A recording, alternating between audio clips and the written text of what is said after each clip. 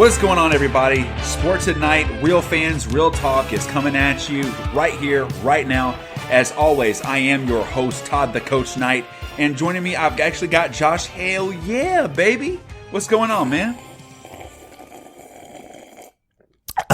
Just here sipping coffee at 4:30 in the afternoon, like it's 7 in the morning, Todd. Just trying to wake up, sipping on my nice French vanilla coffee, just living the dream, buddy. How about you?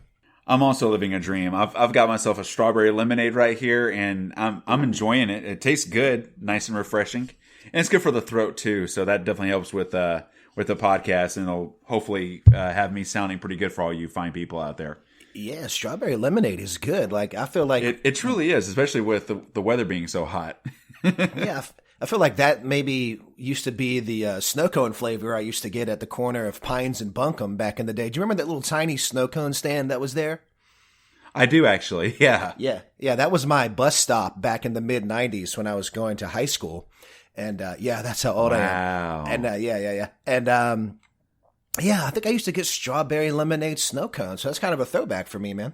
So check this out. I mean, we've got some good topics that we're going to be throwing at everybody today. NFL training camps have officially kicked off now, and there's some holdouts, very, very noteworthy holdouts that are happening that we definitely want to touch upon. Some injuries have already taken place, and suspensions already taking place. So we're going to cover all that here. Yeah, it's kind of crazy. We'll also talk a little bit about the NBA offseason and how it's been just a whirlwind of change. We'll dive into that a little bit more in detail later, especially going over some of the dynamic duos, which we'll do in much, much, much greater detail. And yeah, you guys just be sure to stick around because we're going to be hammering away a lot of fun coming at you right now. Woo! So, training camps, like I was saying, one injury that's already taken place, and it just happened like an hour ago from the time that we started recording. A.J. Green, the wide receiver for the Cincinnati Bengals, got carted off the field. Trainers are believing right now that he has a sprained ankle. He missed a lot of last year with a toe injury. Yeah. He's 30 years old. This is a contract year for him.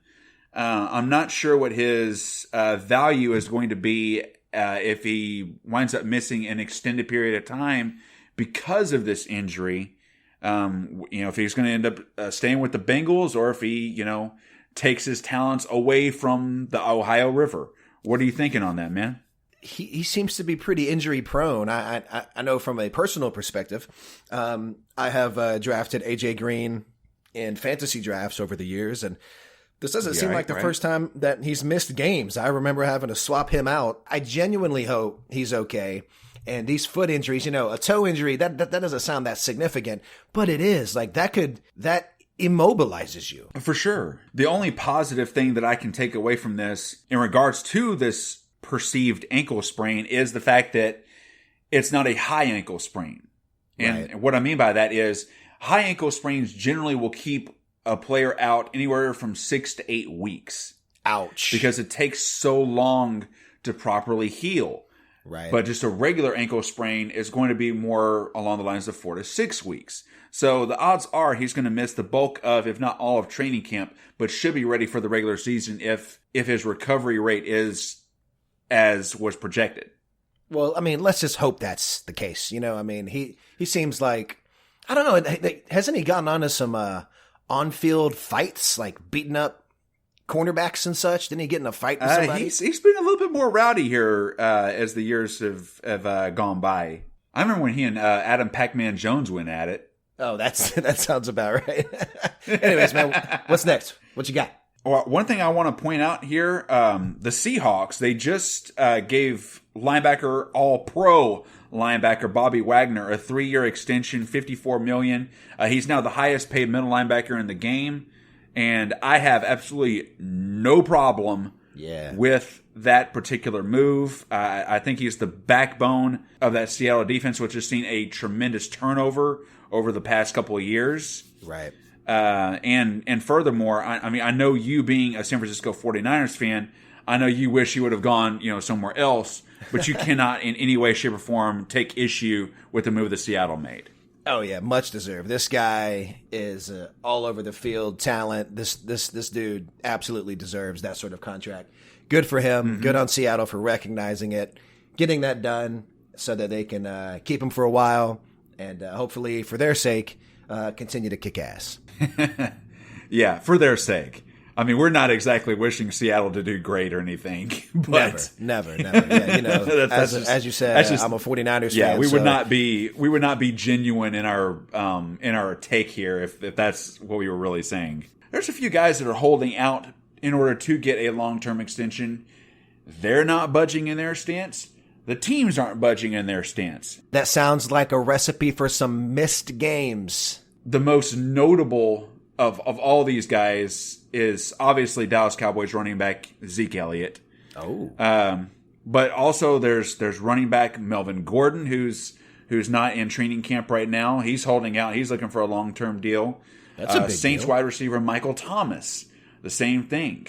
He's wanting a long-term deal. Left tackle for the Redskins, Trent Williams, he's also holding out. And, I mean, those are the most notable players. And all those guys, I mean, they're certainly deserving of their, of getting an extension. Right. Because all of those guys are Pro Bowl, in some cases, all pro players. But I have to think about it from a cap perspective. If you're going to sit there, especially with running backs now, I understand that running the football, there's tremendous value to that.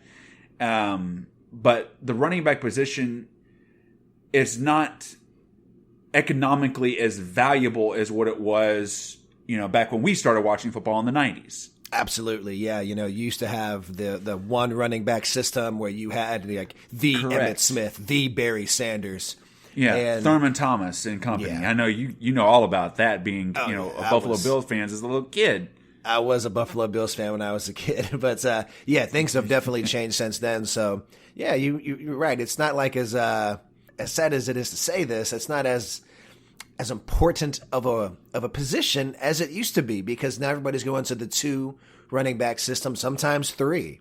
Yeah. I mean, you get kind of a stable of backs and everything, and the Saints. I look at them, just as an example with Mark Ingram and Alvin Kamara, and they had such success with that. Now of course Ingram is over there in Baltimore, and the Saints brought in the former Viking Latavius Murray to be fit into his role. And we know Kamara is a great running back, but he's going to get hurt. We already know that's going to happen. He hasn't finished the season yet.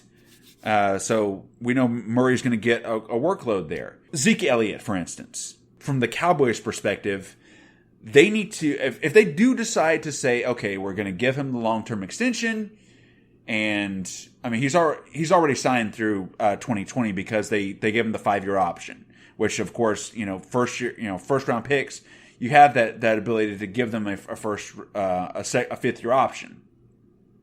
Something that was not available prior to 2011, whenever the new CBA was signed at that time. With all of the antics that continually surrounds Ezekiel Elliott, it would be in Dallas's best interest to put a clause in that contract stating that your pay is very, very, very, very heavily based upon your off-field behavior.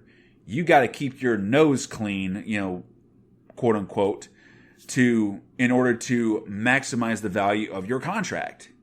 Makes sense. Because he's constantly, I mean, you think about the incident back at Ohio State. He had the incident back earlier this year over in Las Vegas. I mean, it's a never-ending thing for Zeke. Yeah, his production is incredible. His talent is incredible. I mean, he's a very, very rare back, and something that Dallas has not had, quite frankly, since Emmett was over there. Yeah, I feel like Zeke needs to get his head out of his ass, just realize the position that he's in. You have the ability, the skill set, and the opportunity to be one of the best football players of the decade, maybe of all time. Just stop putting yourself in a position where you're going to screw up. I just don't get it. Like, just for 10 years of your life, this is going to be a 10 to 12 year deal. Just stay focused on the path.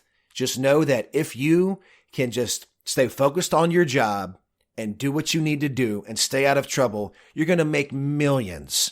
And the better you are in the field, the more likely you're going to get endorsements when you're done. Because if you are really good on the field, but off the field, you're this complete jackass, you're potentially preventing yourself from getting endorsements from, Gold Bond, like Shaq or, whatever, I feel like he needs to stop putting himself in situations where he could screw up, stay focused on his job, get out there and execute, man, because you're right. He has the potential to be one of the best. Absolutely. And one guy that I'd already mentioned earlier that is holding out, it doesn't have anywhere near the baggage that what Ezekiel Elliott does, Michael Thomas. I mean, you can certainly make a case for him being the best receiver in the league, along with DeAndre Hopkins. I think I would lean more towards Hopkins as being the best, but Michael Thomas is definitely top 5 at least, maybe top 3. He's an amazing talent. I mean, and just kind of just goes about his business, does his job, and the production is there. I swear, it feels like every ball that gets thrown his direction, just like with Hopkins, he comes down with it, no matter what. Whenever you have a team that is offering you $20 million a year and you're scoffing at that, is just absurd. It's asinine, really. I don't understand the mindset of some of these players, and yeah, I guess it's easy for us to sit here and say that. I mean, $20 million, that's a lot of money no matter who you are. I don't care if you're homeless or if you're Donald Trump. That's a lot of freaking money. He wants to be one of the top 3 best paid wide receivers. That's the situation. Does he not also realize that him taking that kind of money is going to cripple their team from a financial standpoint? They're not going to be able to go in and sign anybody. Marshawn Lattimore, his contract is going to be over at the exact same time, or in just a couple of years. Right. I mean, all these different, Kamara is another one. I mean, all these different pieces that they have, this young nucleus that's currently surrounding Drew Brees, who I think this is going to be his last year. That's what they've got to keep. Guys like this have got to keep that in mind. The window of opportunity is so small to be able to capitalize on this kind of talent that's surrounding them. If they sink all that money into a wide receiver, a great receiver, mind you, that prohibits them from being able to find a really good successor for Drew Brees. It keeps them from being able to extend talent along the offensive line. The defense goes to crap. I mean, all these different things. I just don't understand it. I mean, what are your thoughts on the situation, dude? Well, really, what it probably is it's just like taking care of the family type thing. The more money that these guys get, the more generations of his family will not have to worry about money. And that's probably the mindset that a lot of these guys have. So it's, and you can call that selfish, but I don't feel like it's selfish. I feel like it's just not very team oriented, which is, fine. From a money aspect and from a team aspect, it's just hard for me to kind of grasp. But what we're going to do now is we're going to go ahead and hop in over to the to our dynamic duos section, man. Yeah. I'm super duper excited for this. And yeah, we'll be right back here after this. Don't go away, guys. This podcast was designed to give fans the unique opportunity to speak about their greatest passion, sports. We currently specialize in football, however, we also cover basketball, baseball, and hockey. Our show is meant to be informative, comedic, and sometimes can get, a little intense. We are not limited only to local sports, but are looking to include our insight on sports on a national level. This is what you can be sure to expect in our podcasts that take place all over the country. We are the voice of the people. This is Sports at Night. Real fans, real talk.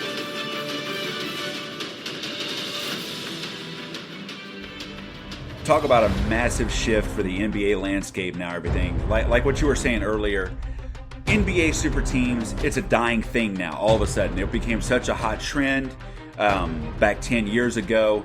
And of course, I'm looking at KG and Paul Pierce and Ray Allen, that forming the big three over there with the Celtics.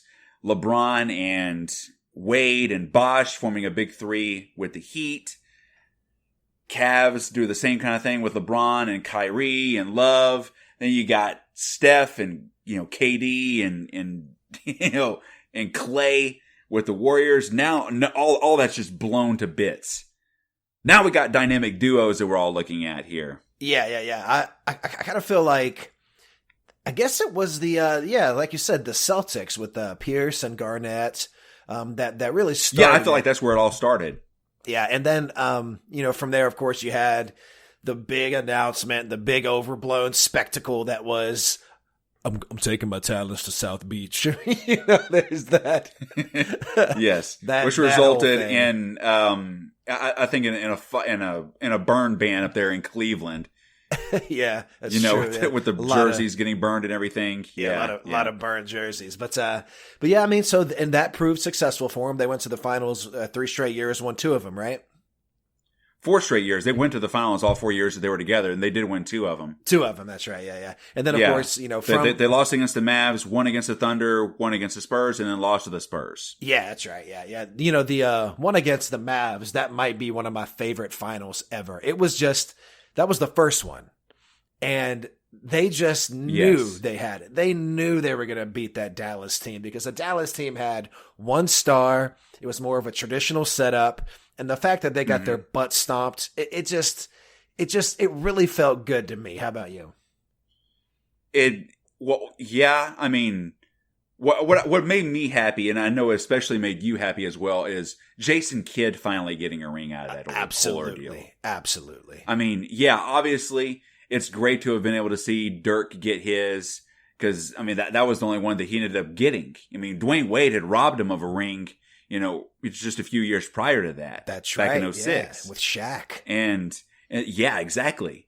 And to be able to see him actually get a ring for what it proved to be his finals appearance, and Jason Kidd, him being able to finally cap off an obvious first ballot Hall of Fame career with a championship was very special. And I know that series went 6 games, but it felt like what you were saying, like the Mavs dominated that series, even though it came awfully close to going 7 games. Yeah, I think it was it the first game or the second game where the Heat, I think they lost the first game and they came back in the second game and they were doing all these alley-oops and they were doing all these really aggressive offensive plays. It looked very showboaty. It was very showboaty. They were screaming, yelling, high-fiving, dancing and stuff. And I just remember thinking, like, what a bunch of jackasses, and it, like, the way that the Mavs won that first game, and then you compare it to that, you're like, you tell me who's more respectable.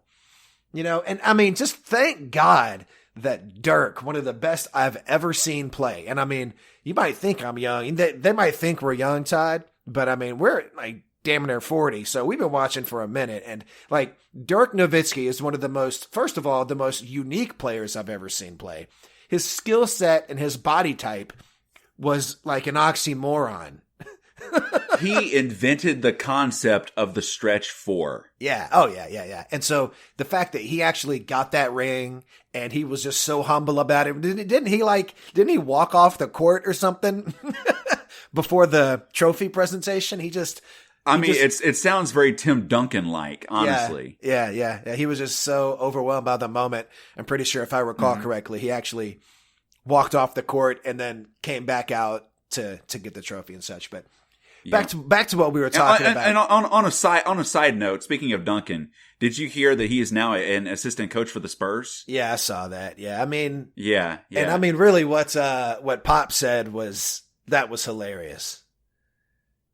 What did Pop say? Oh, he said that he had been Tim Duncan's assistant for so long, it's about time that Tim Duncan returned the favor. That's beautiful. Yeah, you can always count on Pop for a great soundbite. Yeah, absolutely. That dude is hilarious. And so back to the dynamic duo. So yeah, it kind of went from super teams with all these superstars going to the same team. Now you have what I feel is a little bit more of an even playing field. And I can't remember a time in the NBA that it felt more wide open on both coasts. Like it feels like a new league. And what it really kind of reminds me of is it kind of feels like these players, you know, you got Kawhi and PG, and now you got Harden back with Westbrook, and you got Anthony Davis and LeBron, and you got the guys up in Brooklyn. It kind of feels like NBA Jam. You have these. Yeah, it does.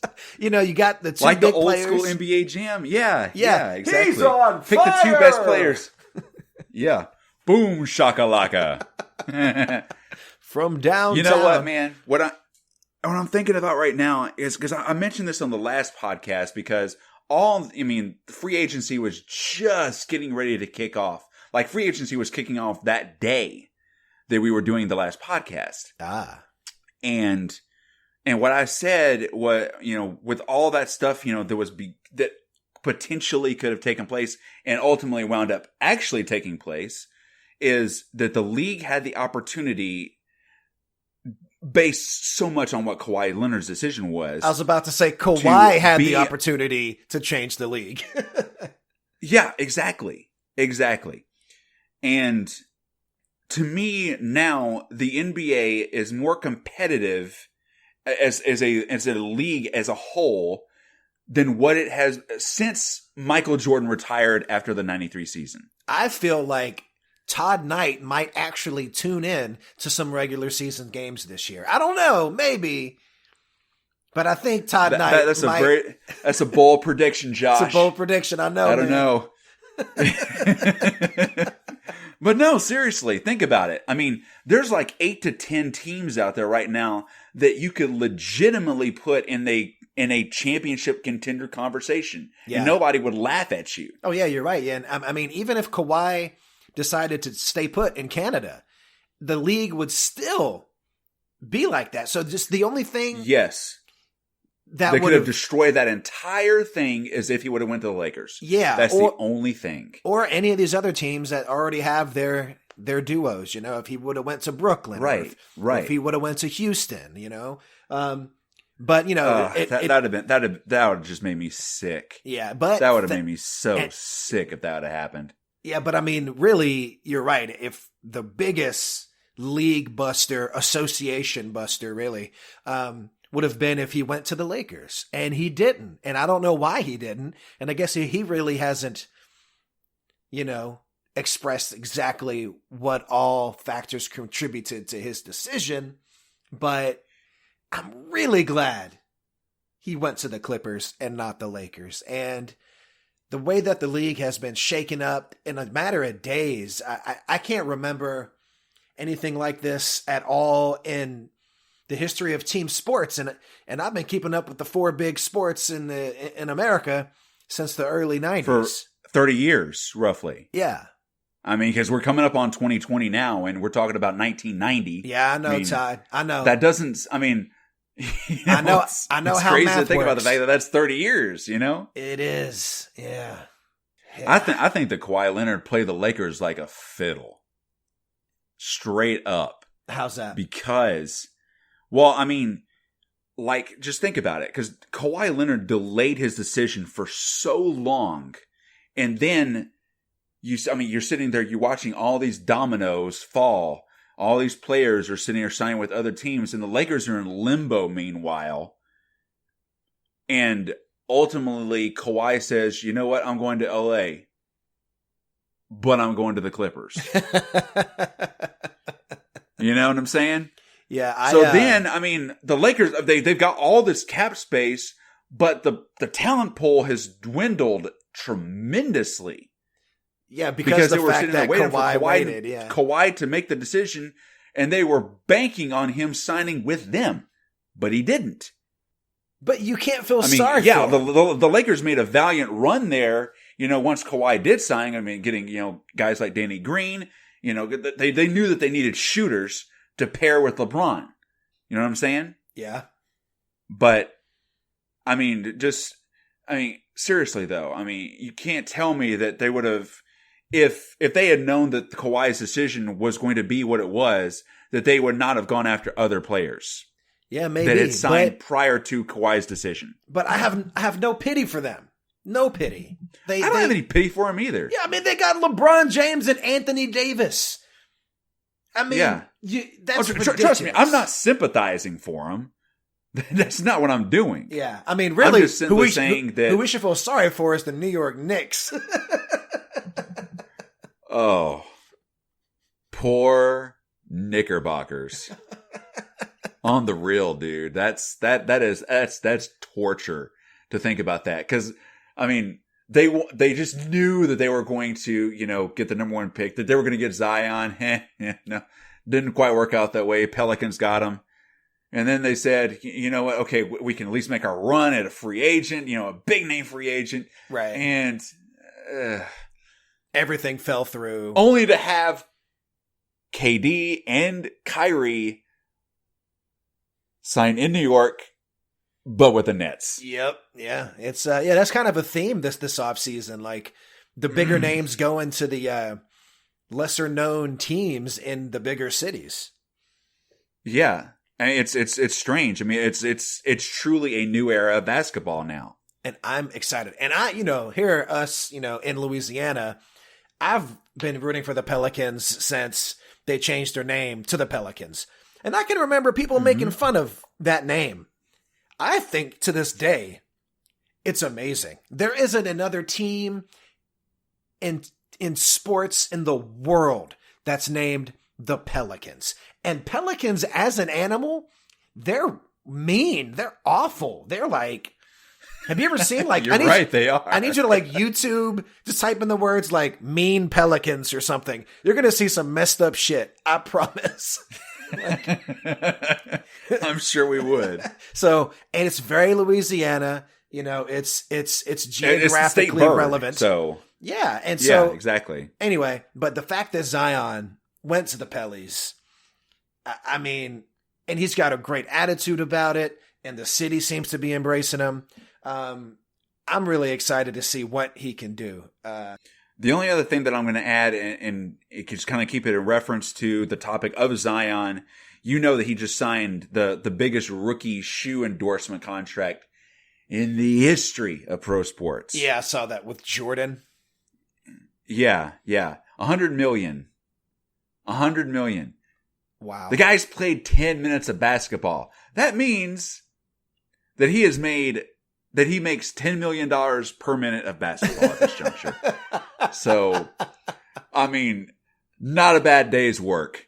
Yeah, and go out there, you play 60 seconds a few times, and cash in on $0.1 billion. Yeah, hey, that's not a bad payday. Yeah, that is fantastic. And I mean, I really like when he was drafted. I like how he handled it. You could tell he was genuinely impacted by it, emotional. He loves his mom. He loves his mom. He loves his mom. And that's fantastic because we love our moms. And, absolutely. And then I don't know if this was planned, but when he said, "Let's dance," I was like, yo, if that's not his catchphrase, he's missing out big time. That was fantastic. Did you see that? He's like, yeah, let's dance.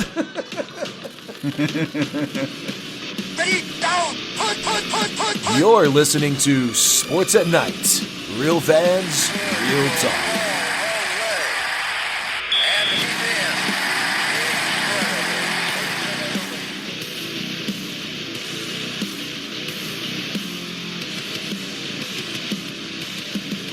So welcome back, everybody. Got to thinking a little bit. I mean, we were talking earlier about training camps and things like that. Yeah. And yeah, there's one team that I want to focus on, and not a whole lot is really being discussed in regards to their training camp. But I think it's time we take a little time out, buy into the gravy train, and really kind of invest in some milk bones, some dog biscuits. I'm talking about the Cleveland Browns. Oh, I thought you were talking about the Miami Dolphins. Not quite. I would have gone with minnows and daffodils if that would have been the case, buddy. Oh, Dolphins don't eat dog biscuits? Pretty sure they don't eat daffodils either, but why not? Oh, man. My, you just flipped my whole mindset, man. I don't even know what's real anymore. Okay, that's unfortunate. So, Let's just go ahead and say this, man. Baker Mayfield being in his second year, he really, I think, completely turned around the entire culture of the Cleveland Browns franchise last year, and without question. Yeah, absolutely. I mean, I know you were at the NFL draft last year. I was, and yes, over in Dallas.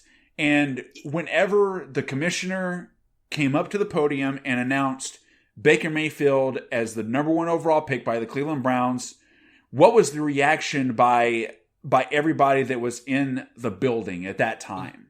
It was euphoria, TK. The whole place went absolutely bananas. It had been reported in the last 30 minutes or an hour or so before that there was a chance that could happen. But in the NFL draft, you never know.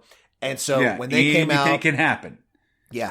When Roger Goodell came out and said Baker Mayfield's name, the whole place exploded. And trust me, there were a lot of Browns fans there. And one thing I will say, though, is that me and Brian Wales and Brandon Simoniak were at the front of the line to actually get into the place. And there was only a group of 2 guys that were in front of us, a couple of Air Force guys. One of the guys had a custom jersey. It was a 14 Darnold Browns jersey. So I don't know if he was really excited about that. He just blew $120 on that jersey. That doesn't make sense anymore. I guess so. But yeah, really. Fast forwarding to now, though, I'm sure he's probably pretty happy with the pick. Oh man, Baker Mayfield, I love the guy. It's like this, he sort of sits on the borderline of arrogant and confident. And I feel like, especially to perform like he did as a rookie, Todd, this dude just brings it. He's not the, prototype NFL quarterback body. He's short, and his playing style is this really cool blend of staying in the pocket, staying with the play, but then when it does break down, getting out and making it happen. And I feel like the longer he goes in his career, the better he's going to get at that. And Todd, the Browns, watch out. Signing OBJ, Landry coming in healthy. This defense now where they picked, Ward last year, 3 picks after that, which was another surprising pick. And then they got Myles Garrett. Todd, I feel like this team could actually win the division. I'm excited that a team that has been in the dumps for so long, the Browns haven't been good since the 80s, dude. That's a long time. And these fans have been the last through time. shit. Let's put it like this, Josh. Do you know when the last time was that the Cleveland Browns won a playoff game? Was it the game to go to the AFC Championship where they lost to John Elway and the Broncos? Good guess, but no. 1990.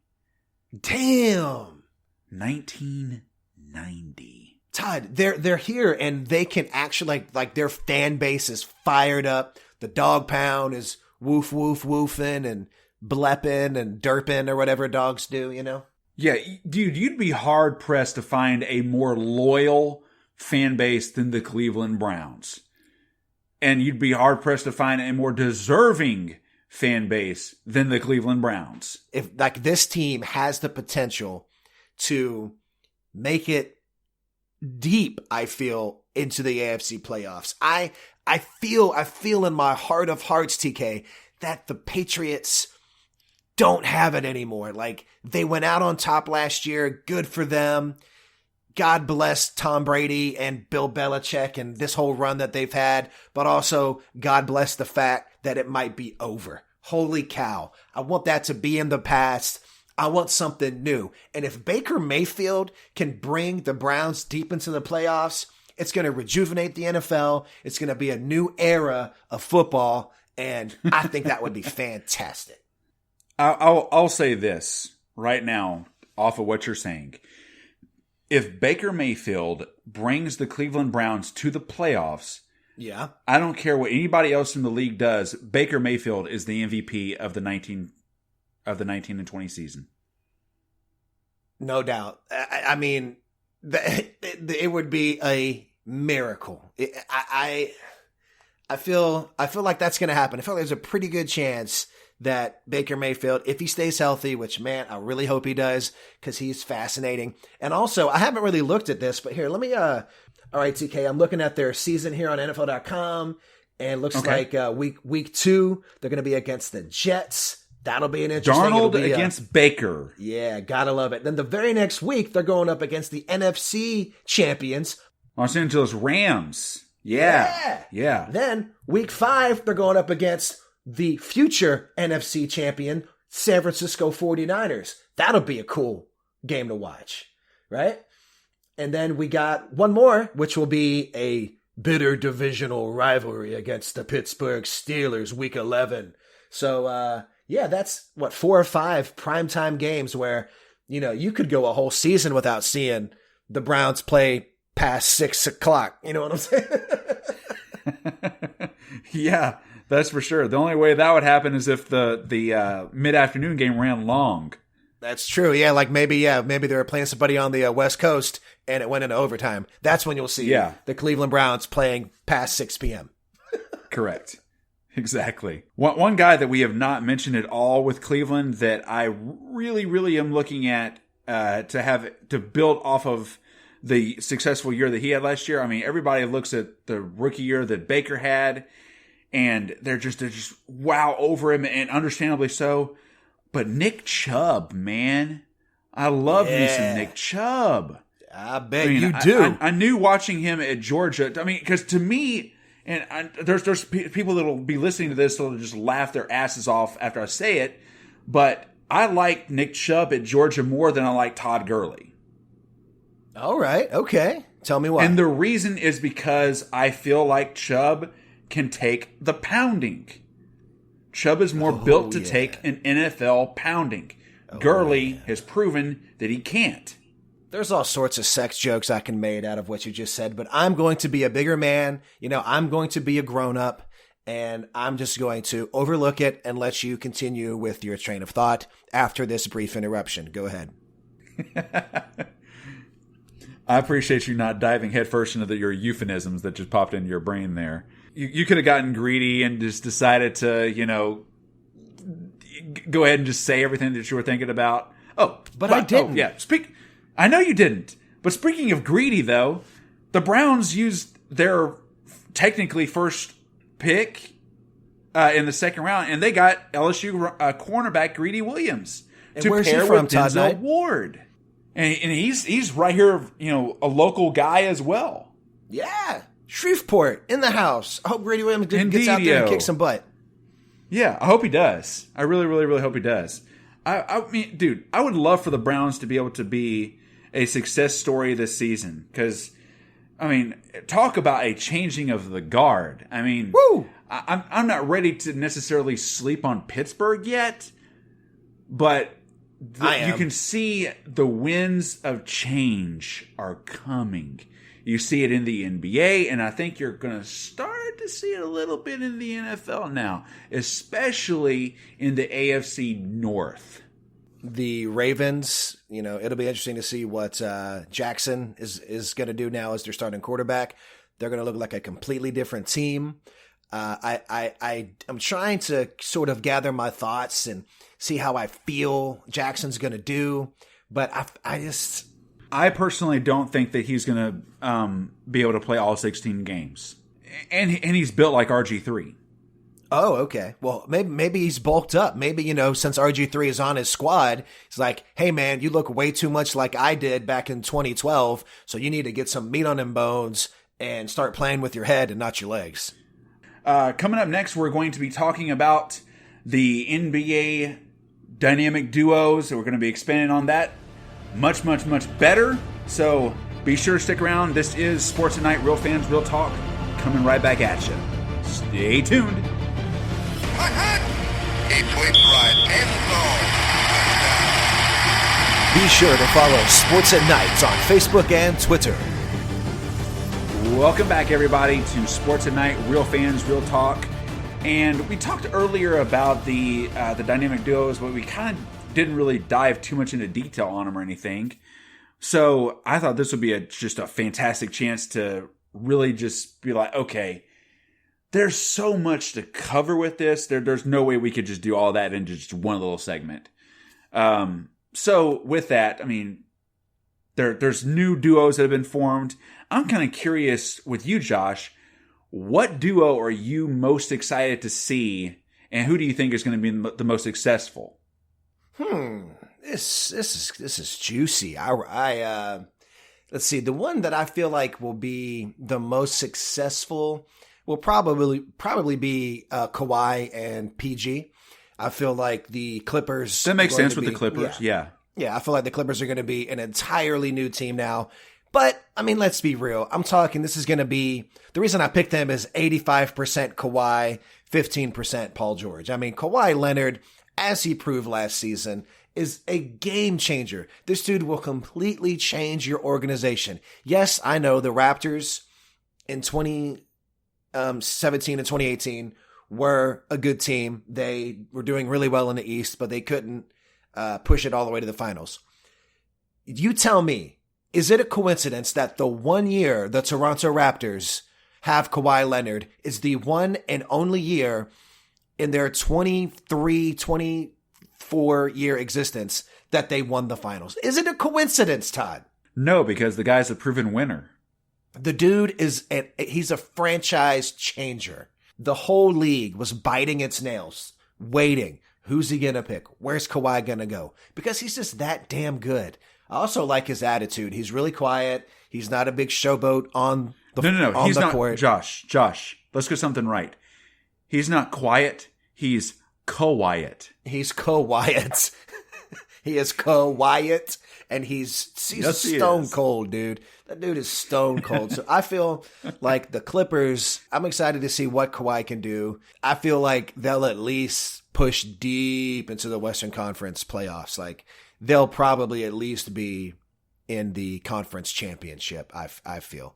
But as far as which team I'm most excited for, I kind of like, I know there's a lot of people, probably including you, that aren't a big Russell Westbrook fan, but I feel like seeing him team up with James Harden will be exciting to watch. It's not like the fundamental basketball that we saw in the 90s, but it's fast-paced. And I would like to see how they're going to mesh again after they have both individually become superstars and league MVPs, right? Yeah. They both have won league MVPs. Matter of fact, they did it in back-to-back seasons of each other. Yeah, recently. So you're thinking that the Clippers could very well be in the Western Conference Finals. Yeah. Am I correct? I really do. That's just because they got Kawhi Leonard. That's how good he is. Do you feel, okay, let me ask you this then, since we're talking about dynamic duos and, the Clippers and all that, do you feel like it could be Kawhi and PG-13 against the Brow and the Braun in the Western Conference Finals? I don't think so. I don't feel like the Lakers will not miss the playoffs 2 years in a row, so they'll get beat in the second round. I don't see that being the Western Conference Championship, but who knows? Could be wrong. I don't really either. I just the league itself would just go absolutely just bananas. Oh, they would love it if it was the Lakers and the Clippers in the Western Conference Finals. Oh yeah, they would cherish that. Let's see. Who do I think is going to be the most successful? I am in 100% agreement with you. I think it's going to be the Clippers. Yeah. Because of the success that they had last year, even without PG-13 and no Kawhi Leonard. I think that the Clippers last year, being an 8 seed, they fought just about as valiantly as you possibly could have against a fully powered Warriors team. Agreed. I mean, they really, really pushed them and pushed them hard as an 8th seed.